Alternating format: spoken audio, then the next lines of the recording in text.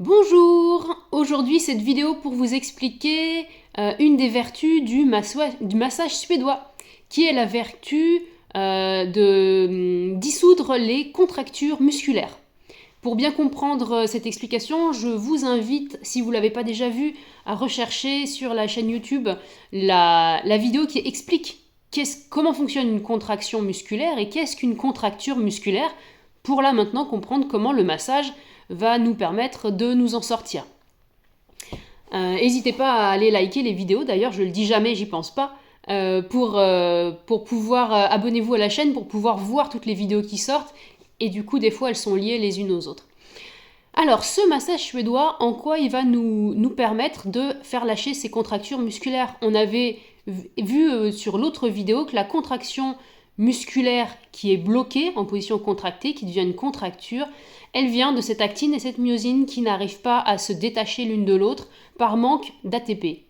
Et bien tout simplement, le massage suédois, il va avoir une vertu mécanique pour faire bouger les bras les uns par rapport aux autres, mais il va surtout avoir une vertu sur la circulation sanguine, d'aller masser une zone qui manque de sang.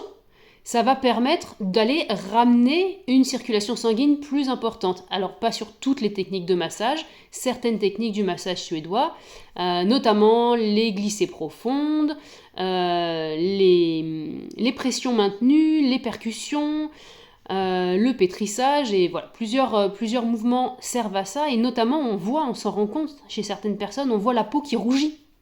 On voit cette hyperémie locale, superficielle, et on sait que du coup, il y a plus de sang qui arrive. En quoi ça va nous intéresser? Eh bien, plus de sang qui va arriver, ça va permettre de recréer cette molécule d'ATP qui faisait défaut, de la recréer en plus grande quantité.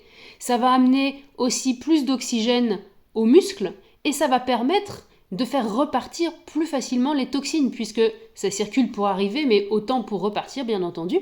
Donc, plus de toxines qui partent, plus d'oxygène qui arrive, et de quoi recréer ces molécules d'ATP.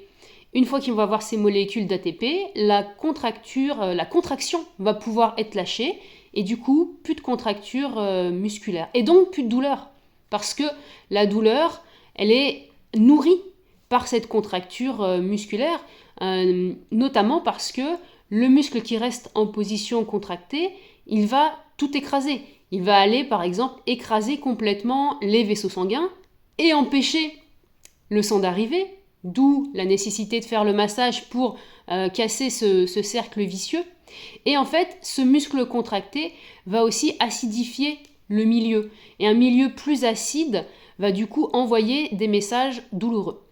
Donc le massage suédois, en quoi ça nous aide? Eh bien, ça soulage les douleurs qui sont liées à des muscles contracturés, simplement en permettant aux contractures d'être levées, notamment avec cette action de revascularisation locale.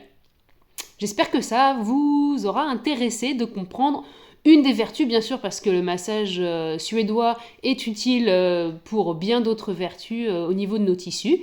Mais celle-là, c'est une qui nous intéresse assez fréquemment dans notre pratique de massage. Bonne pratique à vous!